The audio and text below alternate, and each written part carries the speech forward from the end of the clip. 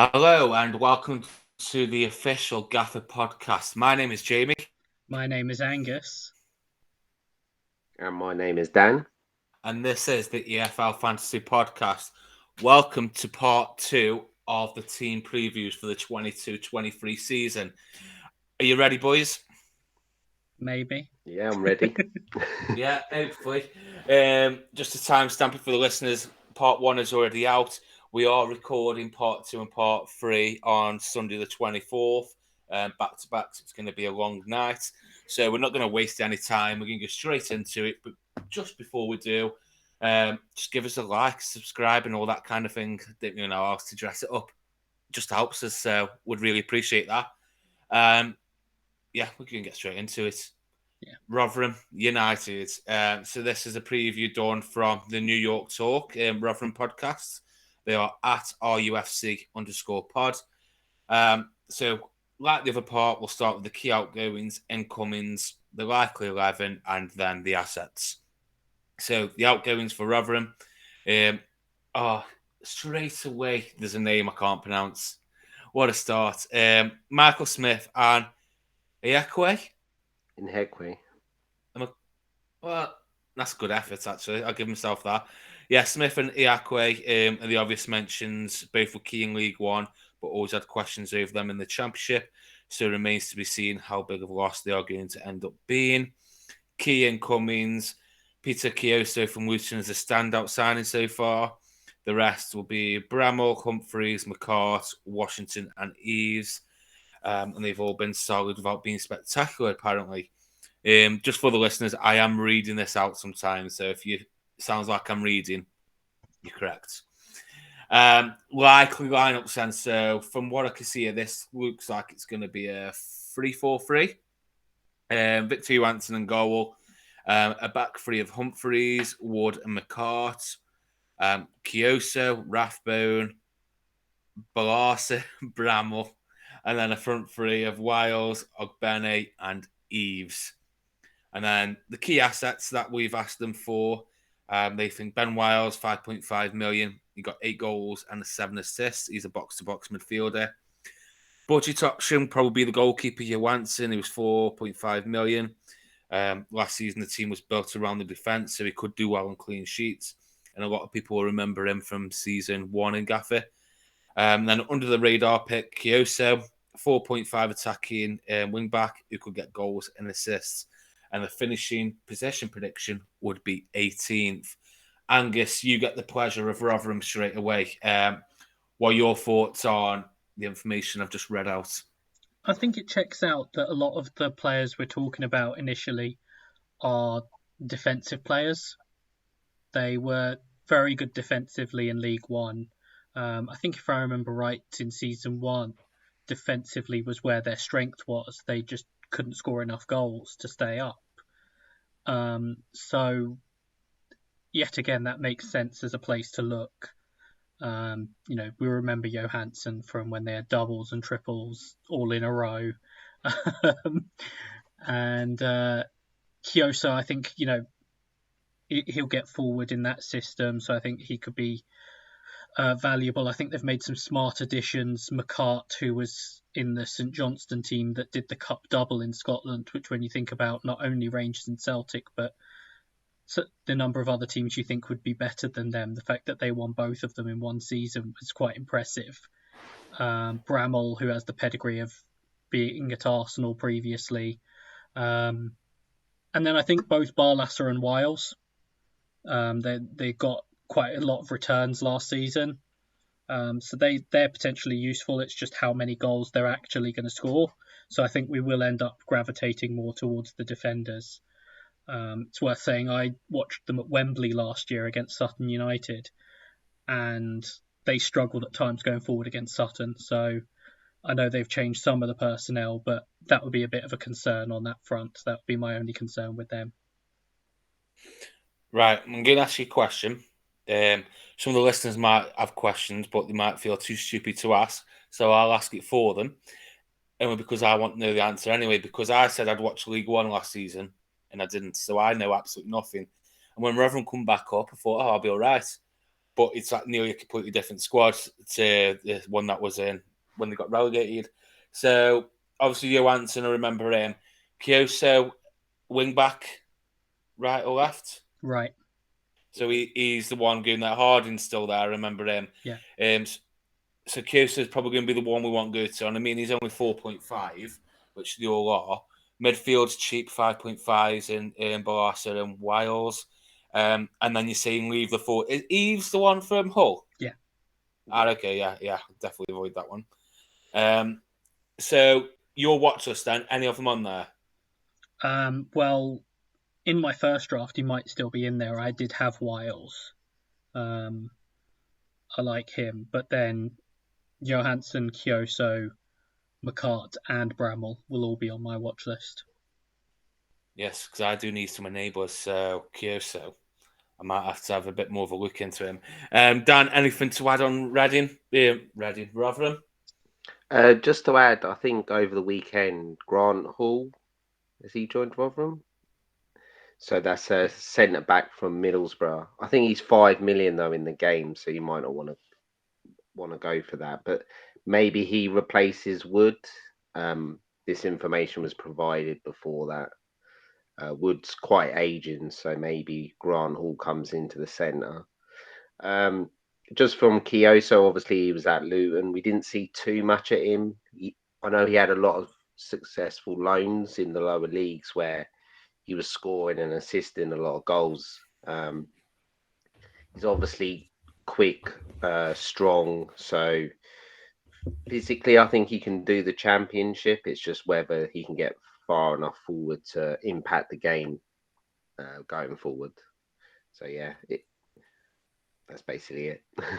Right, bro, we'll move on. Just for the listeners, all the information was collected last week because we wanted to leave it a bit longer because obviously transfer window's still open. It's a week before the season. We know a lot of incomings and outgoings will be going on, but we couldn't leave it too late because we need to get these out and out for you before the season actually starts. So just bear that in mind when we're going through them. Some things may have changed since the information was provided. So we'll go on to Blackpool then. FPL Tangerine, Ian provided the information for this one. So key departures is Ethan Robson's gone to MK Dons. Key arrivals would be Luis Fiorini, a creative midfielder on loan from Man City. Reece Williams, centre-back on loan from Liverpool. And whilst not new arrivals, he also thinks it's worth shouting out Bez Labula. I'm so bad with names. He's back from loan at Northampton. Rob Apter and Doug Farmey, who have impressed in pre-season. They look ready to step up to the first team. So, predicted 11.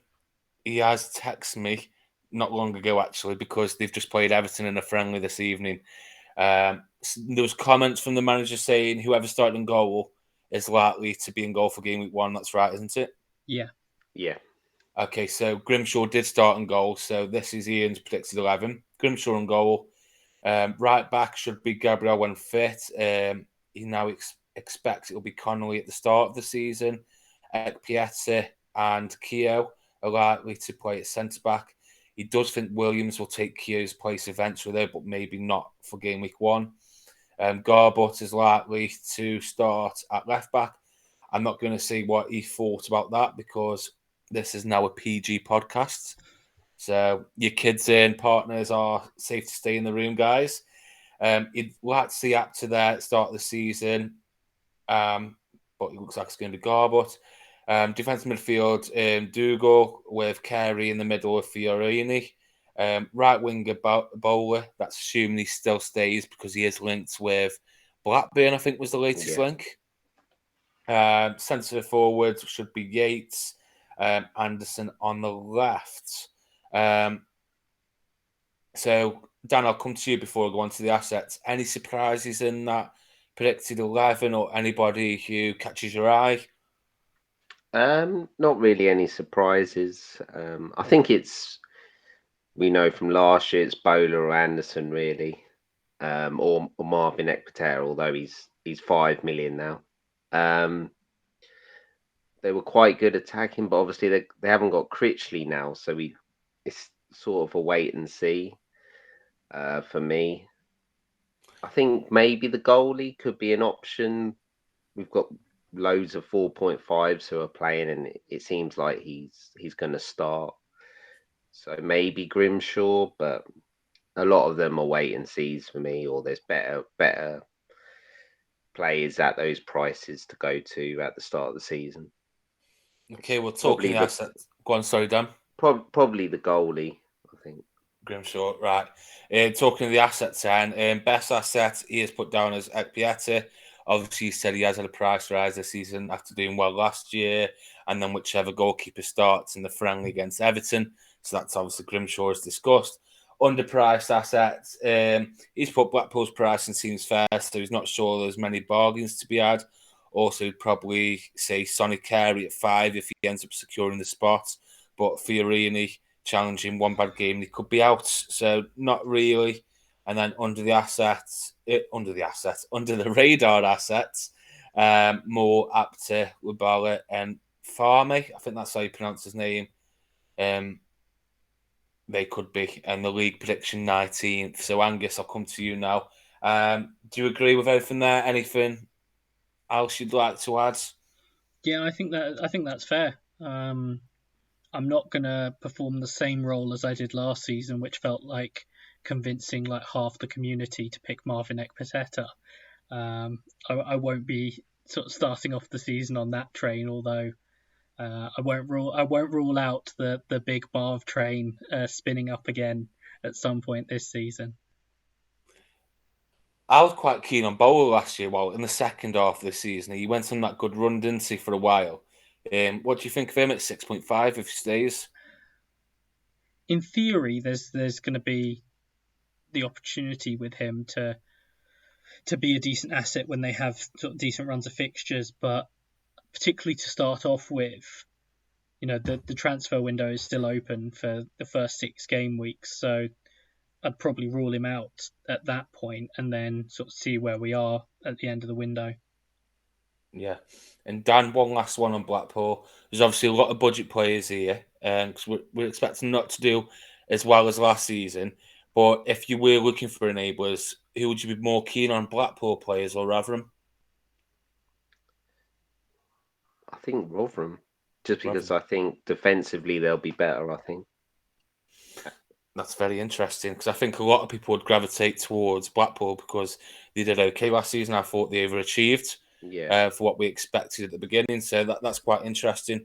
But we will move on to the next team now. And it is my second favourite team in the Championship, Preston North End. And this is previewed by Preston expert Dan Luke Ashby. Because we couldn't find anybody who plays Gaffr and supports Preston. So Dan did the honours of previewing these. So if there's any Preston fans actually listening to this, firstly, why didn't you respond to Angus's post? And secondly, if you've got any issues with it, take it up with Dan, not me. I'm just going to read it out. Yeah. So key outgoings, loans have gone back, Archer, Everson and Van der Berg. And then in terms of incomings, Woodman, Brady and Woodburn have come in. So the likely lineup's going to be a 3-4-1-2. Woodman and goal, Hughes, Bauer and Lindsay at centre-back, Potts right wing-back, Brady left wing-back, Whiteman and Brown in the middle, and then Johnson behind Reese. You say Reese or Reese? I like Reese. Yeah, Reese. Striker is probably going to be a new striker coming in. They would also need a new right wing back, so look out for them coming in before the window closes. Best asset, Johnson, 7 million. He got 7 goals and 5 assists. He's a reliable midfielder who could be on penalties as well. Budget player would be Whiteman, 5.5 midfielder. He's on some set pieces and he ticked over quite nicely last year. And then under the radar would be Brady. He's 5 million. So if he stays fit, he could suit the game's scoring system. And then prediction, surprise, surprise, it's probably going to be mid-table because that is Preston North End. Dan, I might as well come to you first, actually, just because obviously you previewed them. What were your thoughts on Preston? I don't know. Preston are really hard. I like them towards the second half of last season when Lowe came in. I think he done quite well, but I still think they're a couple of players short. Centre back, obviously Van der Berg, who sometimes played right back or right wing back as well. And then they had Archer up front, and they've not replaced him.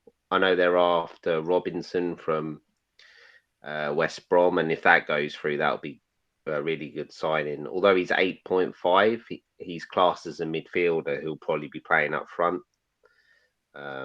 Might be a bit expensive, but he'll be out of position. I think there's options at Preston. I like Johnson. They got good fixtures. Johnson could be in my team for game week 1. And Whiteman at 5.5 isn't terrible for a bench option. I know a few people going cheaper in midfield, so I think there's options. Okay, and Angus, I'll come to you. Your thoughts? Anybody on your watch list? Well, anyone who's listened for a while knows that I'm a big fan of Daniel Johnson. So he'd always be the sort of one I'd be looking at. He'll never be far away from my thoughts. Only because he's your best mate, 'cause you've played 5-side with him. I played 5-a-side with him a handful of times, yes. Oh, friends! Preston friends. Yeah. So, but no, I think for all the reasons Dan said, he's a very good option. There's not much else. I do think Whiteman's a decent option, although I think a lot of the people who are picking him are probably in some part thinking about how good value he was last season as a 4.5 midfielder on some set pieces and everything, where now obviously he's had that little bump. He doesn't quite appeal to me in the same way, but he's not a bad option. He just doesn't quite appeal as much to me, and I am less enthusiastic about Robbie Brady, so I'll not be advocating for him. What about Woodman, 5.5?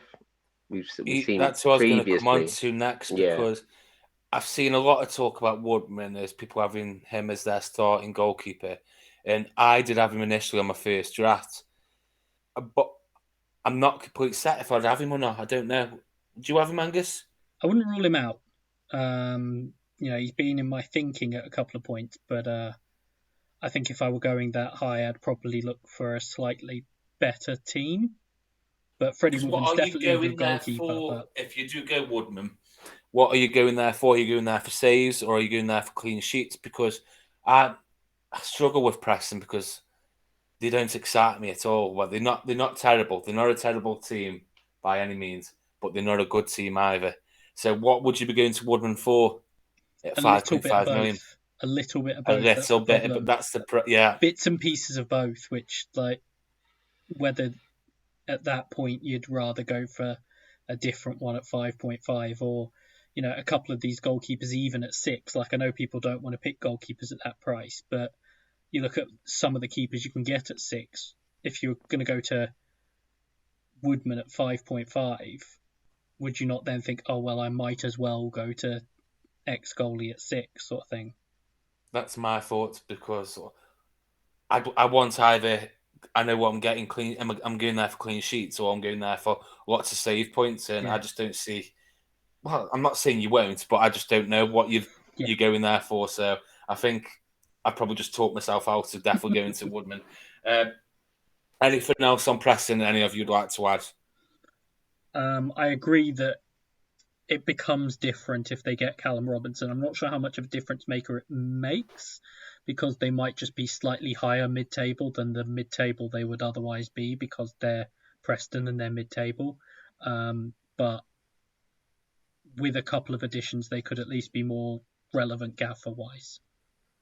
Yeah, looks like you look at Archer last year. Yeah. He was brilliant when he went there on loan, and just having someone like that's like a breath of fresh air, isn't it? So let's hope, fingers crossed, we get some exciting assets coming in from Preston. But we'll move on now. I think these are interesting. Huddersfield Town, obviously playoff finalists last year, lost the manager, lost the 2 key players, which I'll go through now, and then we'll talk about them. So Danny has very kindly offered all the information. He sent in the biggest essay ever, so I have trimmed it down, but there's still quite a lot of information here. So listen, just bear with me while I try and fly through this. Departures so far: 10 players have left the club. Jamal Blackman, Pepe, Naby Sarr, Levi Colwell, Alex Valero, Carl Eiting, Tino Angerin, Daniel Sinani, Reece Brown, Fraser Campbell, and Lewis O'Brien and Harry Toffolo have obviously left now. This was sent in days before O'Brien and Toffolo left. And coming in as 6 signings, Will Boyle is a centre-back, Yuta Nakamaya, who's a centre-back who can play left-back, David Casimir is a midfielder, Conor Mahoney, attacking midfielder, Jack Rudoni, attacking midfielder, and Kyle Hoodwin, who's a forward, but he's going straight back out to Wimbledon. Likely lineup should be a 4-2-3-1. So it looks like Nichols will play in goal. He was brilliant last year. That will be Turton, Pearson, Lees, and Nakayama. I can't say these names. Hogg, Russell, Sorba Thomas, Ruduni, Mahoney, and Ward. And then the players to target for Gaffr. Nichols obviously had a great season last year, and Sorba Thomas obviously created the most chances in the league. Ward is a great option at 6.5 if you need a forward at that price point. Best punts, Ruduni, if he nails down a starting spot, Mahoney again, and if he can nail down a starting spot, and prediction is 8th to 12th. So first, and we'll come to Dan. There seems to be a lot of uncertainty, doesn't it, if they can nail down a starting spot. It's obviously nearly a complete different team from last year. What are your thoughts on Huddersfield? I'm worried about Huddersfield. I feel bad because I absolutely slated them last year on the preview pod. But I don't understand how you think they can do as well as they did last year. No Corberan. They've sold the best centre mid in the league, the best left back in the league. They've just lost so much of their squad depth for unknown players again. Like I like the Rodoni signing. I like a few other players they've signed, but they're just unknowns. Like they're not even proven championship players. It's like that Kasuma was really good at MK. He's like he's got a similar type to Pelly Ruddock from Luton, but is he going to step up to the championship? I just don't know. The new managers inexperience as well. Like I know that this seems to be like the plan they were going to have whenever Corberan left, but it's not ideal. You're coming into a new job and you've lost half your team that started the playoff final, plus half your squad depth. So I'm really struggling. Like I think some play and obviously they've been priced on doing well as well. So like Lees and Pearson are 5.5 million. Well, they're not worth 5.5 million now. Nichols isn't worth 6 million. This is what I was just about to say to you, Dan, because that's what I'm looking at right now. And it kind of feels, you get price based on last season, which is absolutely fine. But then when they lose the whole squad and then they end up in this day, you're not going to go near Nichols at 6, are you? You've got Sorba Thomas at 8 million. Yes, he was a good option last year, but he was dirt cheap last year. So it's probably good value. Where now, 8 million, are you going to go there with this team? I would agree. Like, obviously, if some of the players like Rodoni comes in, he's been priced more reasonable because he's you just don't know how good he is at 5.5. He could be an option because, like I mentioned earlier, everyone wants cheaper midfielders, so then he can be an option.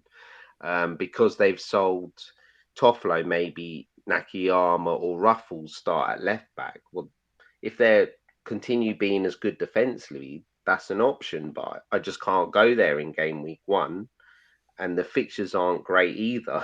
So it's just a bit of a wait and see all round, to be honest. Yeah, avoid for now. Angus, I'll come to you. Do you share the same thoughts as Dan? Leave it for now. Let's see if any unknowns arise, and then maybe we do get a few bargains because I can't see anyone I'd want to go to there who's well established already. So I seem to be one of the least worried people about Huddersfield going. Okay. And I'm not even sort of that sort of bullish about them, like, but I'm not tipping them for relegation, which a lot of people have suddenly started doing. Where would you say? Where would be your predicted finish for them? So I would say something around. I'm going to say this about a number of teams around like 14th. Yeah, see, That I think I on my 1 to 24s at the minute, I have them 15 because yeah. So when you're saying struggling, then it's not as in struggles. Then no. you think they're going to go down. It's just it's a fall from grace when you've just got Yeah, to the playoff final, and it's anything then is yeah. It's more like biting. struggling gaffer wise to pick them because of the prices. Yeah, That's what I mean. I think there's a few there. I mean, I am sort of bullish that I think, for example, Rodoni could well be the one that establishes himself as a good option. I think, we saw Danny Ward be a good option in that team. A lot of the attacking personnel in that team is still the same, aside from Toffolo. Like, I know O'Brien makes a difference to that, but a lot of the attacking personnel is still the same.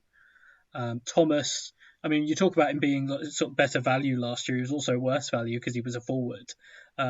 So Yeah, exactly. Yeah, that's a good point. every assist he got last year, that's an extra point this year as well. So things like that. That's true. What about Karoma, Angus? I No, remember I started with him at Game Week 1 last season, and I think he was priced around 8 million, I think, off the top yeah. of my head. He's now 6 million after a disappointing season. Can he stand up and make a claim for replacing your team? Well, I mean, he theoretically can until he actually does it. It's sort of like, no, probably not. But no, I mean, obviously, particularly at that lower price, he also has to do less to be worth it. It's that sort of value conversation again. If he's decent, all of a sudden at 6 million, that becomes worth going to. I'm also very disappointed that we're not going to see Kyle Hudlin this season. Everyone's seen how tall he is. He is one of these players I had the joy of seeing when I went down to watch Sutton United play Solihull Moors, and he was warming up in front of us. And the only way I can describe him is absolute beanpole. So I'm a little bit disappointed we won't be seeing him this season. Sorba Thomas delivery to him. Yeah, exactly. I mean, he's not actually that good, but that's beside the point. Just to summarise then with Huddersfield, we think they're not going to do as well as last season, so some of the players may now be overpriced based on Yeah. the outgoings. It's just wait and see if anybody else arises at cheaper prices, but we'll avoid that to start with. Let's go on to Coventry then, and this was done by Sky Blue Army from the Planet FPL patron. He sent this in, and a lot of it was around Callum O'Ware leaving. So we know he's been linked with Burnley. As of recording, he hasn't left. He's still a Coventry City player. So just bear that in mind. I have trimmed some of it out. So transfers out. There was no key ones that he mentioned. Obviously, they had Matson on loan last year. He's gone. And Clark Salter. Obviously, Sky Blue Army didn't think they were key because he didn't mention them. Transfers in, Palmer's come in, Panzo and Doyle. So they're the three key ones coming in. Starting 11, bear with me. So he said it's a flip of a coin between Moore and Wilson, who he thinks will start in goal. We, after speaking to Harley in our WhatsApp group, we believe it's going to be Moore, don't we? Who's going to start? I'm not convinced about that. I don't want to say either. I don't want to say on the pod. I'd say it's probably like 75-80% he does, but I'm not saying it's 100%.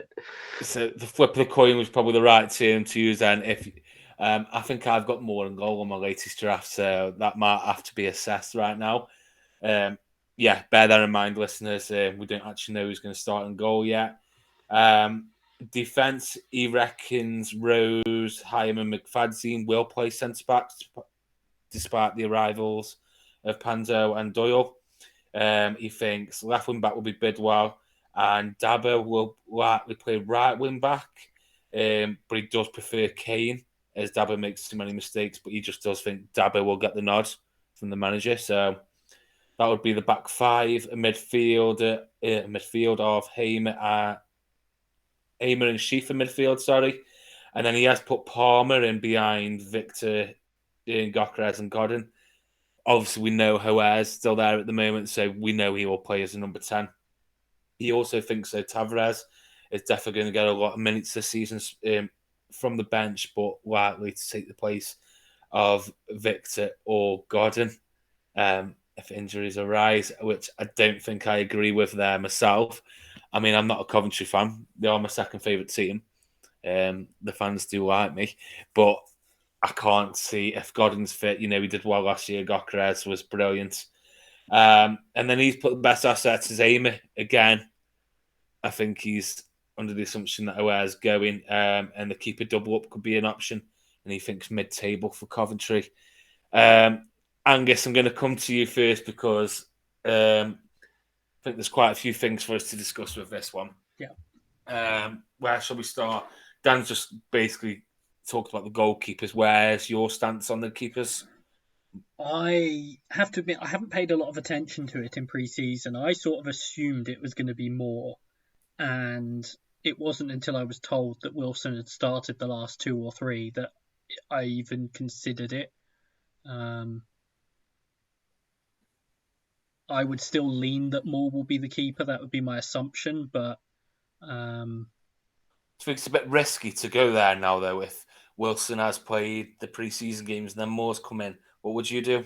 Well, if you remember, sort of late in the season as well, there were a couple of times where he actually just swapped the keepers. Yes, he did actually. Yeah. So we were on Moore at the time, weren't they? Yeah. So that's the other thing that would put me off, that he might just decide to sort of split some time between them.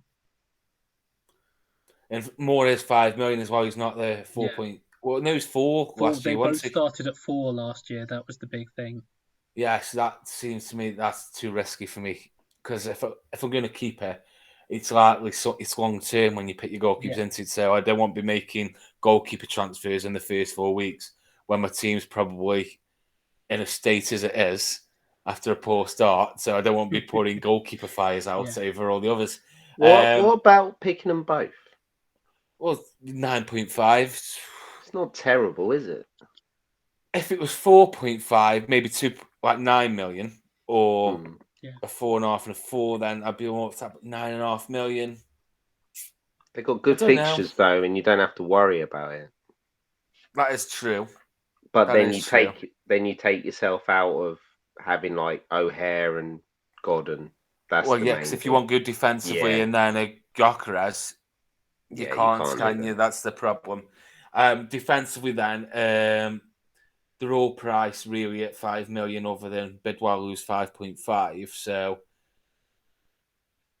Bidwell's, I know I heard you, Angus. I think you said on your drafts you were considering him, or have I made that up? Yeah. Somebody did. Or was it you? Yeah. Bidwell's in my team at the minute, currently as well. Yeah, that seems a safe place to go because it's going to be Dabo or Kane at right back. We're unsure of. I think we can be sure. Dabo. Okay. It's Dabo. There were comments from the manager the other day saying Kane has basically been told he can find a new club. Ooh, EFL Fantasy exclusive. Well, exclusive to me because I didn't hear that. So, right, okay, and so we're looking at Dabo then at right wing back, 0.5 cheaper than Bidwell. You still more keen on Bidwell? Yeah, Dabo doesn't do anything. It doesn't. What a great way of putting it. That's fair. Midfield and Angus, Aware's still there at 7 million. He's on your watch list, surely? I mean, he's been in my draft from the start. He might well stay in it, even if he goes to Burnley. But it seems less and less likely that they'll be able to hold on to him, unfortunately. But he's obviously still the main one at this point, as he's still there. Yeah, I think I'm the same. He's 100% going to be in my team, because even if he goes... My only worry now is going into the last week before the season. If he does move to Burnley, how likely is he to start game week 1? That'd be my concern. But if he stays highly owned, though. He's highly owned though, isn't he? Everyone's going to have him, I think. Yeah, I think it's a good price as well. Yeah. And we know he's got the potential to be a 10 million midfielder if you like. I think he is, because he missed a lot of chances. He could have scored a lot more last year.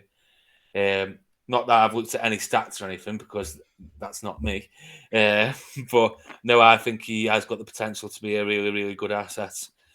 Strikers, Victor's priced at 8 million, Angus, Gordon at 6.5, and then you've got Wagwan at 6. Victor or Gordon? Obviously, we know how good Gokras was last year, but do you think it's worth saving 1.5 on Gordon, or is Victor the way to go? I'd probably go for the saving personally, but I can't fault anyone who goes with Victor. We saw how good he can be and everything, but I'd probably look at the saving. And the only real time Godden missed time last year, he's reliable. The only time he missed time last year was with the appendicitis, and you can't have your appendix out twice, so that's not an issue. Would you think it'd be an issue owning the forwards if O'Hare did leave? Because I know they've got Palmer in, but I don't think he could really fill O'Hare's shoes. Would you be then worried about a lack of creativity for the front two? Yes. So that would put you off owning them for game week 1? Yeah. Dan, anything to add on Coventry? No, I think we've pretty much covered everything. I think because of the fixtures, they're going to be very popular, double, triple ups, I think. O'Hare is key, though. I think if he goes, then that changes my mind. I go from having Victor, O'Hare and Godden to having none, I think. Yeah, I think I agree with you there as well. Right. Just before we move on from Coventry, what would be your predictions for them this season in terms of a league finish? Do you think mid-table, or do you think they could push on? Let's assume that they keep you nowhere just for this. If they keep Angus, O'Hare 9th, I think that'd be a good season for them. Yeah, they were 12th last year, weren't they? Yeah. Do you agree, Dan? Yeah, I have them 10th in my one. But that's if they keep it. If not, they drop dramatically. Like 15th, 16th, probably. I think they're a good side as well. They play good football. I think they'll do well. Right, let's move on to Swansea then. I can't even remember who gives the Swansea information. Bear with me, I've just closed everything down on my phone. Got it back up just while I was trying to look. I know he was from the Planet FPL Slack. It was Carl JB. It was Coot FPL, I think. Yeah. So, key departures. Flynn Downs has gone to West Ham. Yeah. Once it, yeah. And then key arrivals, Joe Allen. I'm not crying, you are. Harry Darling and Matthew Sorinola. He thinks the best 11 as it stands would probably be possibly a 3-5-2, but flexible. And so he's got Fisher and goal, Darling and Norton. And then in brackets, he's put Cabango, Manning and Wood in brackets. So I'm guessing he means one of them. He's just unsure of which one will start. Oh, God, this name I saw when I did the notes. Thank you very much, Angus. Yes, him, Grimes, Allen, and Sorinola. And then Natchan, Patterson, and Congrove in brackets. So one of them three will likely play, and then Perot and Obafemi up front. He thinks that they need solid right wing back to have a real chance of promotion. But he does think sixth. He does think they'll go in the playoffs. So who did I go to first last time? It was Angus, wasn't it? So Dan, I'll come to you then. Your thoughts on Swansea? I like Swansea. Obviously, we saw towards the end of last season, Martin was starting to get his philosophy into the team. I'm a bit unsure about the wing backs at the minute. Sorinola played under Martin at MK Dons, so I think he'll understand the way to play. However, they had Christie at right wing back, who we all know is so attacking, it's unbelievable.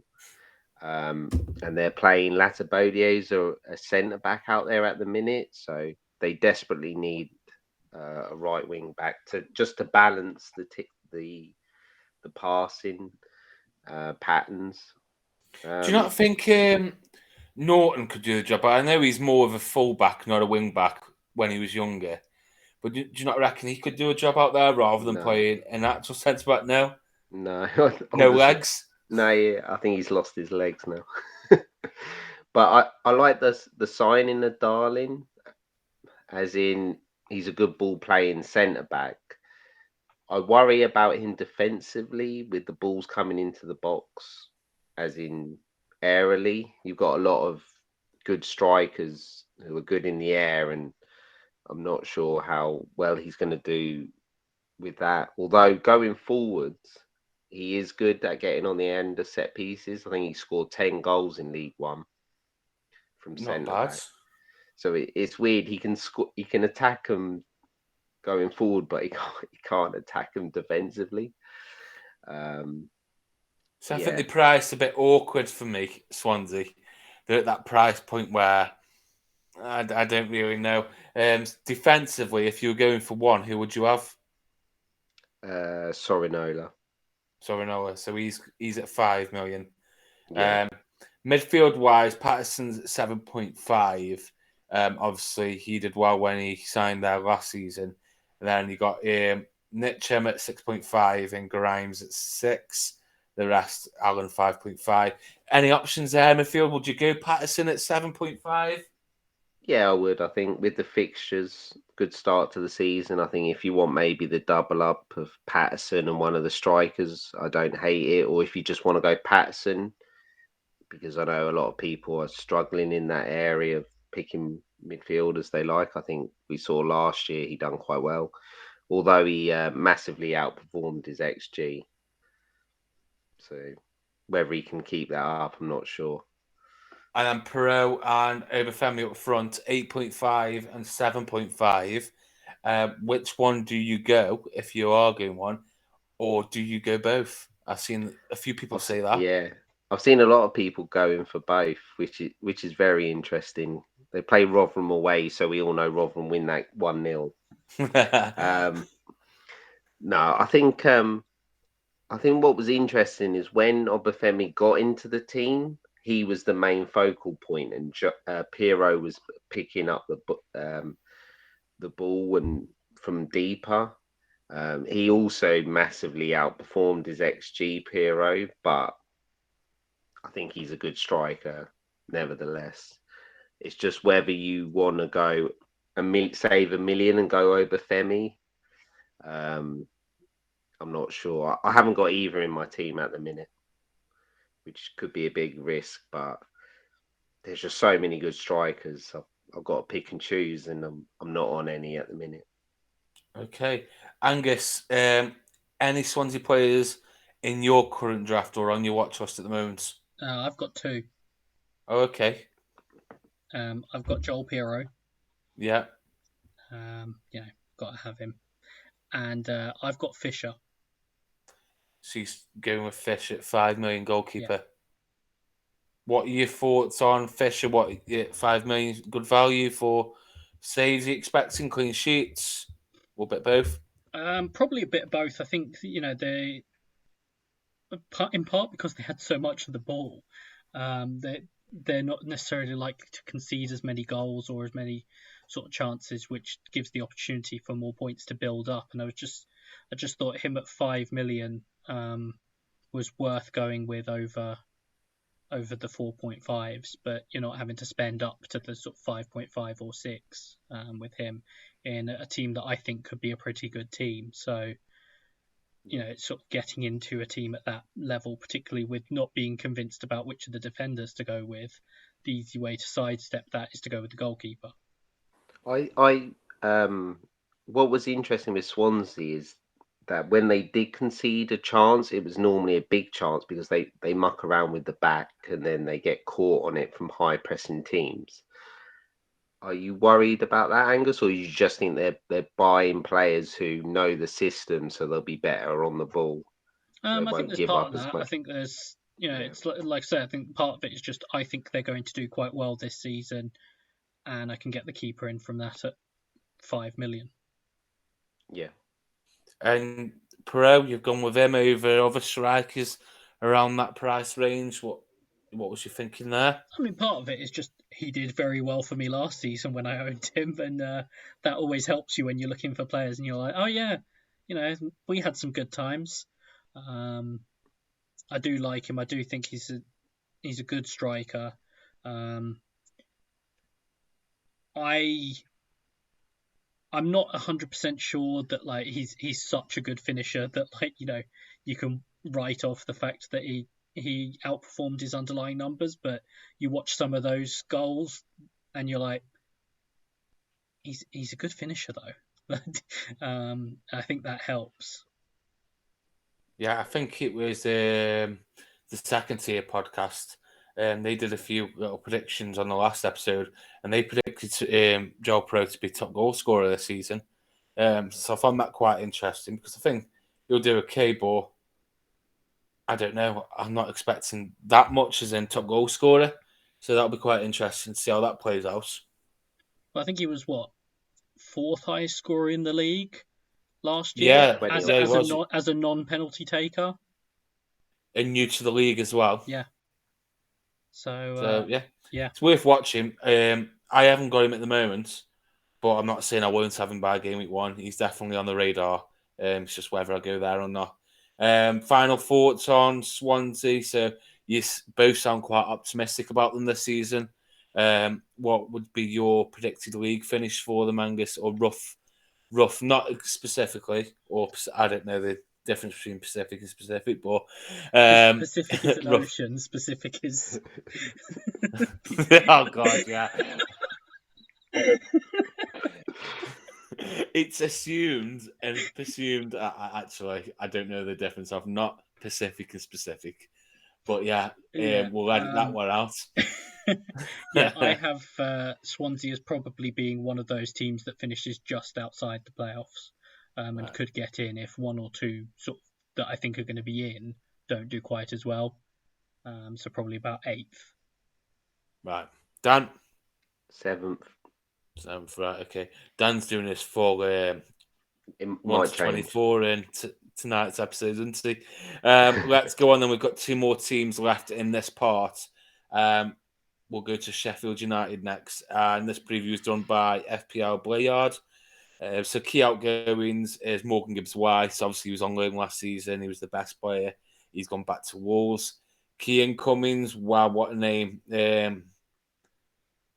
God, sorry for the audio. Ahmed Odzic. Yeah, close enough. What would you say, Angus? Ahmed Hodzic. Good effort, I'll give you that. Clark and Doyle have come in. Robertson could be like a new signing. So the lineup he thinks is going to be a 3-4-2-1. So that's Foderingham in goal, Basham, Egan, and Ahmed Ozic. Centre backs, Bulldog right wing back. That's obviously Bogle. When's he out till Bogle? I asked you the other night and I forgot. November time. So Baldock will start the season on at right wing back. Left wing back will be competed by Lowe and Norris and Davis. Norwood and Fleck in the middle. Sanderberg and Di behind Brewster, which I found very interesting. Why do I always give best assets? I get proper tongue twisted with best assets. NDI at 7.5 million. He could become a major factor now that Morgan Gibbs-White has left. Budget would be Reece Norton, Davies, or Lowe, 5.5 million, cheapest defence. Under the radar would be Sanderberg, 7 million mid playing centre attacking midfield. And he looked good towards the end of last season. His prediction is 4th, but if they sign a few attacking players, that they'd go up 2nd. So, Angus, I'm going to come to you first. Sheffield United. What are your thoughts? Yeah, I think obviously they're a good team. Although I do think the Gibbs-White thing could be big. It remains to be seen how much they can make up for his absence. He was obviously really significant for them last season. And they probably need to bring in another attacker, but It remains to be seen how much they can fill that in. I know they've had a couple that they were close on that they haven't been able to bring in. They were close, for example, on Tom Lawrence and couldn't bring him in. So they're clearly targeting that area of the pitch. They know what they need, which is half the battle with a lot of clubs. So give them credit on that. They clearly know what they need to bring in, because they needed a centre back. They brought in 2 centre backs, but and they need an attacker. So they can prioritise that now. But yeah, we know what we're going to get with them. It's the very solid defence. Foderingham, I think, showed he was better than I thought he could be last season. I know some people were really down on him. I wasn't. I'd seen him at Rangers. I knew he was a decent keeper, but I didn't quite see him being as good as he was. He's obviously now one of the most expensive keepers in the game, so you're probably not going with him. Well, you say that, Angus. I was going to actually ask you, because I thought he did very well in terms of Gaffr points last season. I know we get put off by premium goalkeepers, but do you not think he's worth it at 6.5, or you just like absolutely you can't pay that much for a goalkeeper? Because he makes a lot of saves as well as the clean sheets. I'm not sort of unequivocally you can't pay that much for a goalkeeper, but Unequivocally, I think it's really hard to justify spending that much on a goalkeeper. A goalkeeper almost has to be incredible to spend that much, and Foderingham isn't that. What was the word you used? Don't know. I was just talking. It was Unequivocally. Yeah, something. It was that. Oh, unequivocally. Yeah, what does that mean? I've never even heard of that word. So you don't get that in our school curriculums. It means like absolutely, sort of certainly. Okay. Very clever man, Angus. Sorry to interrupt you there. So yeah, that's what about defence? Because they're quite expensive, really, aren't they? You're looking at 6.5 for Bogle, who's out injured. You've then got a lot at 6 million, basically all who are likely to start, and then even like the backups are 5.5. But Norwich and Davies and Lowe are both 5.5, and they're the ones who are going to be fighting for that left wing back spot. So would you say that would be the place to go if you wanted a bit of Sheffield United's defence? I think I said it multiple times last season, including one point where I owned him. It's really boring, but John Egan is still a good pick. Yeah, it's very boring. It is very boring, but you want points there, I suppose. Yeah, he is the one who will play all the minutes. He will be there. He will get you, a couple of set piece returns. But if you think they're going to do well defensively, John Egan is still a good pick. And I think there's something to be said for Chris Basham. People looked at Egan's points last season and minutes. Chris Basham, after Heckingbottom took over, Basham played 90 minutes in every single game he was available for. He missed a few due to injury, but every single game he was available for under Heckingbottom, he played 90 minutes. So unless that is about to change dramatically, then there is value to be had there with those guys because there's reliable minutes. But Basham might get sort of rotated a little bit more, where I think Egan has that specific role in the middle of the back three, where I think there is still some value to be had with him. Okay. Have we had any indication who's likely to start left wing back from pre-season? Not as far as I'm aware. Lowe started the last pre-season game. He did.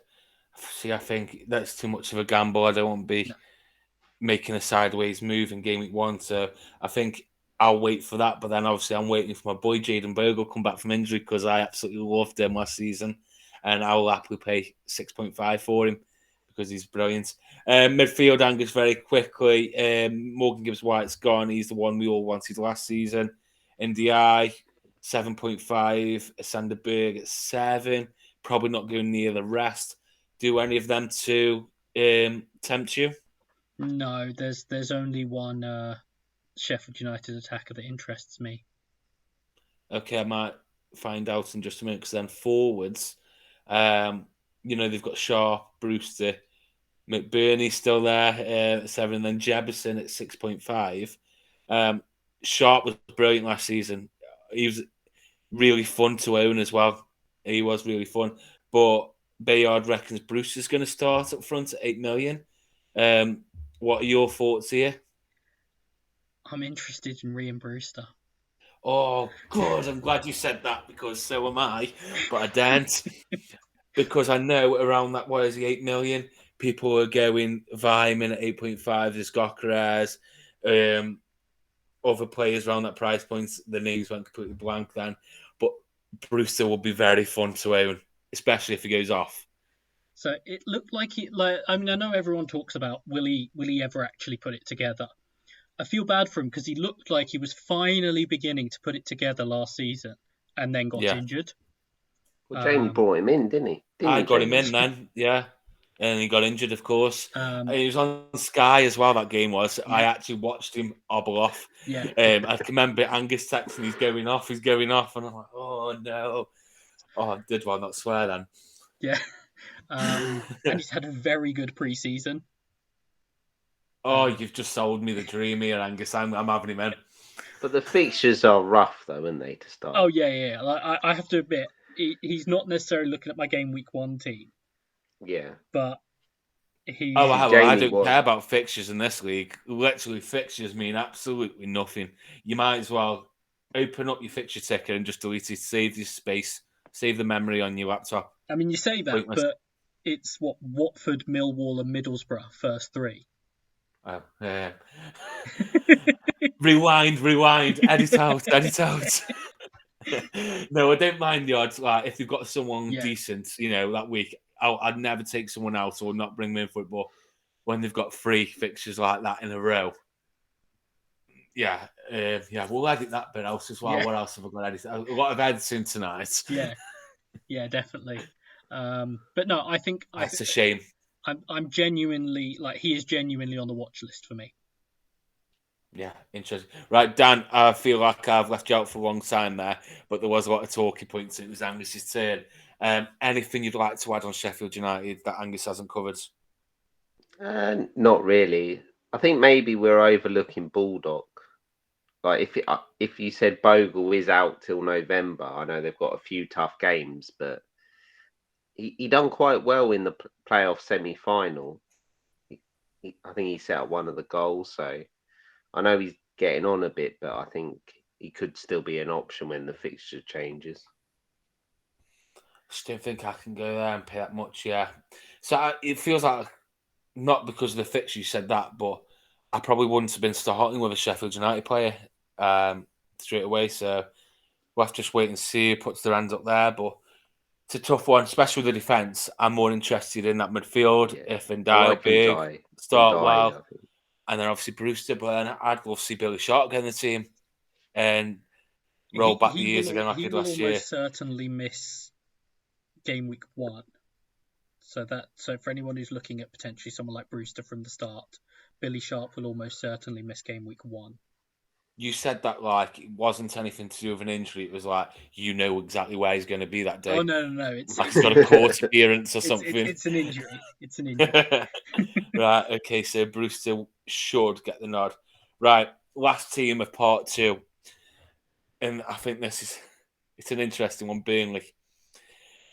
So who did we get the Burnley news off, Angus? Jack Turfy Topper. Turfy Topper, okay. So key outgoings, Pope, Tarkowski and me. I actually haven't read through this before either, so don't know how this will go. Key incomings, Howard Barris, Twine, Bastian, Cullen, McNorley, Matson, Egan, Riley and Muric. Really hard to predict at the moment with 8 incomings and only 1 friendly that wasn't behind closed doors. Rumours are that we will line up 4-2-2-2. Which if true, then I predict we'll line up as follows. So Morick and goal, Taylor right back, Harwood, Barris and McNorley centre backs, Roberts. No, he's done it the other way around. I was like, when I got to Roberts, I was like, huh? Yeah, so Roberts right back, Taylor left back, Cullen and Bastian in the middle, Brownell and McNeil behind Twine and Rodriguez. And then in stars, that is me accounting for Cornet leaving because he does look like he'll leave, but obviously he still is a Burnley player at the moment. Best asset should be Scott Twine, 8 million mid. He's a good shout as imagine he plays out of position up front. Brownell at 6 million, also a great budget buy. 3 assists in the only friendly that wasn't behind closed doors. Vincent Kompany's style really suits him. And rumours are that Cornet and maybe McNeil may leave. So that will be affected in terms of the predicted lineups. It's really hard to predict now, but he does think they'll finish fifth. Dan, coming to you then for Burnley. If he doesn't know how to predict the lineup, I don't know how we're supposed to. I have no idea what they're going to do, but what do you think they're going to do? I think throughout Company's managerial career, he's played 4 at the back. I know we've spoken a few times that we actually think the team's better suited to playing 3 at the back, but obviously it doesn't look like they're going to do that. I'm really worried about Burnley, as in I don't know what they're going to do.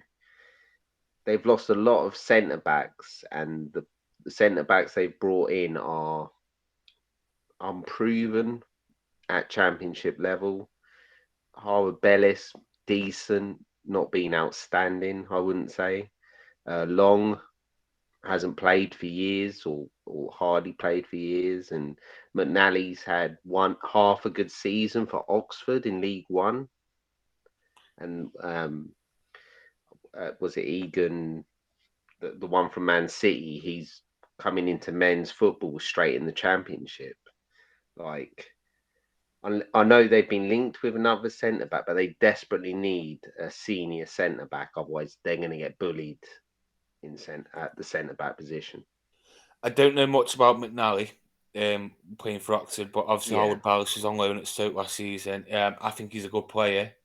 He's got a mistake in him. He's still young, so you expect that. But so yeah, that'd be quite interesting having an unproven championship centre back in McNally, and then Howard Ballas next to him. That'll be interesting. But you will have the experience of probably like Charlie Taylor left back. Connor Roberts is going to be on everybody's mind. We know what he did at Swansea in the first season of Gaffr. He was the king, literally. What are your thoughts on the fullbacks? Is it Roberts, or could you save 0.5 and go Taylor? You could do, but then they've just brought in Madsen. So there's more competition at left back now. I'm also aware that Roberts was playing wing back that season.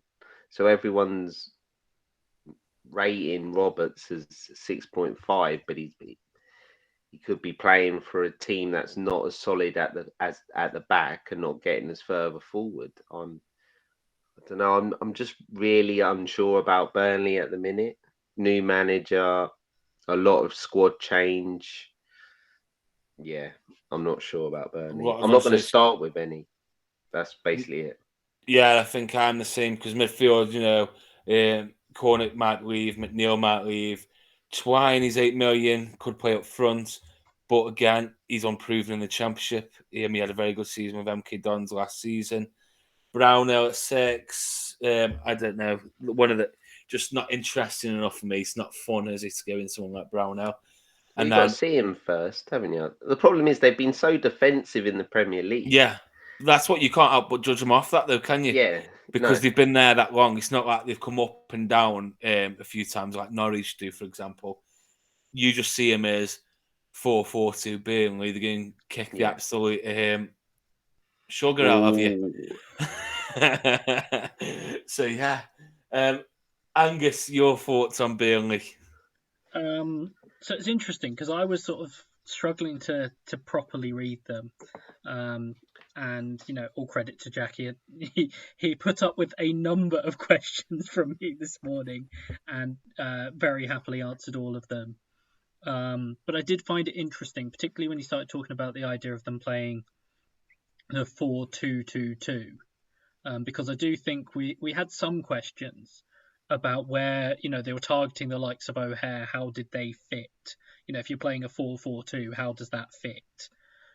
if it's a 4-2-2-2, that answers the question. All of a sudden, you see what they're trying to do. You see why they want someone like O'Hare. It just makes sense.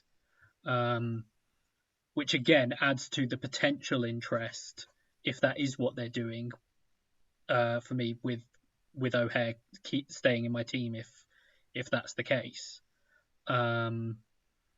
It's also interesting that they've got Josh Brownhill there because he was sort of very active in the Premier League last year.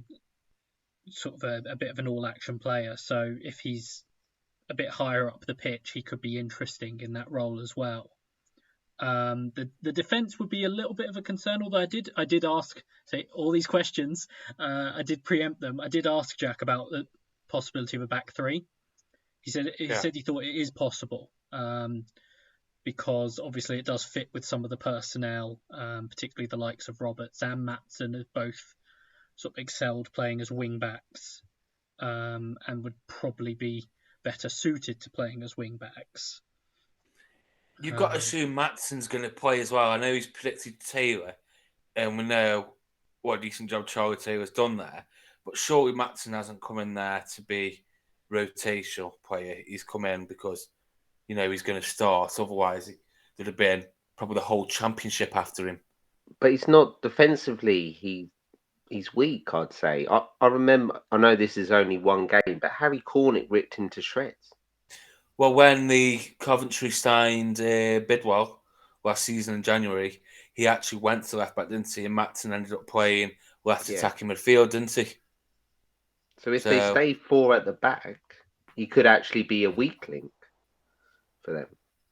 That is true, yeah. So maybe in that back three using wing backs, or if they alternate between the two formations, depending on the fixture, that's where he'll probably play when they do play the three at the back. Anything else then to add on Burnley before we leave it there? I don't think so. He said, just in terms of how it might work system-wise, he also said, in particular, freeing up Roberts, it might well be that sort of Cullen dropped him between the centre backs and allowed Roberts to go high. So that's another thing that could help Roberts, regardless of the system. But he also said that he would expect O'Hare, if and when one of McNeil and Cornet goes, for them to make that final push and get it over the line. So once one of those goes, that'll probably be the final sort of push. So if people are sort of wanting to work out when that will happen, it's probably once one of those two goes. They're going to have to stump up 10 million though. Yeah, but they're going to get over that, particularly if Cornet goes, because his release clause is over that. So I think that's part of why, as soon as one of those goes, they can then do the O'Hare deal. Oh, yeah. Now, we're assuming or presuming, whichever one it is, that O'Hare's coming in, but Cornet's going. If he doesn't go, and when that window shuts, he's still a Burnley player, and he does play, he could be some option this season, couldn't he? Yeah, I'm just not entertaining it because I really don't see a world in which Maxwell Cornet is playing in the Championship this season. Well, he wanted to leave him when he first signed for him. Yeah. He realised he was signed for when he wasn't on loan, didn't he? So but, he wanted to go back. The big thing is there's an increasing number of Premier League clubs that seem to be interested. None of them have actually made the move yet, but they all know what the deal is. He's got a release clause.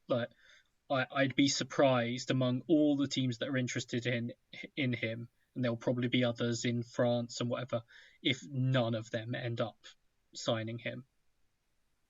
Yeah, be a shame. It'd have been nice just to see him in the Championship. It would be fun. Max Cornet down at Stoke, brilliant. Right, is that a wrap then on part 2? What about strikers? We've got to talk about strikers, surely. Yeah, well, it's like they're not playing. What, Twine looks like he's going to play up front. So does that mean... J-Rod. I think Vidra's injured, isn't he? Yeah. So they've got Rodriguez and Ashley Barnes. I'd love to see Ashley Barnes play. I think he'd be a beast, especially in this league. He'd probably go straight in my team. But what do you think? What we're going to start with? Well, what they're going to start with, not us. I think Rodriguez makes sense. Yes, you think what Barnes will go bench player? What are your I thoughts think on he'll Barnes? stick around, but it's sort of. I mean, he's good as sort of a plan B. You know, if it's not working, you stick Ashley Barnes on. You start knocking it up long to him, feed off him. I've just got the Ashley Barnes song stuck in my head now. Now we've mentioned him. It's quite catchy. So do you reckon they could bring anyone in? Another striker, once they've got the money for Cornet? And if McNeil goes as well, do you reckon they could bring one in? So I may have also asked Jack about this. I've managed to predict the whole podcast. But he did mention that they have been linked, I think for a little while now, with Delap from City. William Delap. Yeah. That would be a loan. He's going move. Southampton. Well, they rejected, like flat out rejected a bid from Southampton. There's a lot of thought. Do you want to loan him out? There's a lot of thought that they might only want to loan him out. I'm not sure on that, but I know there's been some thought that they only want to loan him out. That Pep likes him, but they want him to go out and play first team football. So that with the City connection could be something that potentially works in Burnley's favour. Well, in that case, it's probably Burnley or Stoke for him, isn't it? Because obviously we've got his dad. No, not everyone operates like Paul Ince. No, apparently, I don't know which way round. Either Liam said he doesn't want to work with his dad, or his dad said he doesn't want to work with him. He just wants him to do his own thing. I imagine Rory said that, and I can't imagine he'd want to come to Stoke anyway after having conversations with his dad around the. I need to prepare you for playing for Man City. Go and play for Stoke. You won't get the ball passed to you, but you can run the channels a lot. You'll be fit when you come back. Yeah. Right, let's wrap it up there. That is part 2 because we are going to pre-record part 3 straight after this. So, listeners, thank you very much for listening again. I hope this was insightful. If you haven't listened to part 1 yet, go and do that now. And then part 3. Part 3 is going to come out on Monday. Yeah, Monday. This is coming out Monday morning, part 2, as part 3 out Tuesday, is that right? Monday. In theory, so you will get it. So make Sunday sure you drink this content in. Okay. Right then, we'll leave it there. Thank you very much for joining us. We'll see you next time. Bye. Bye. Bye.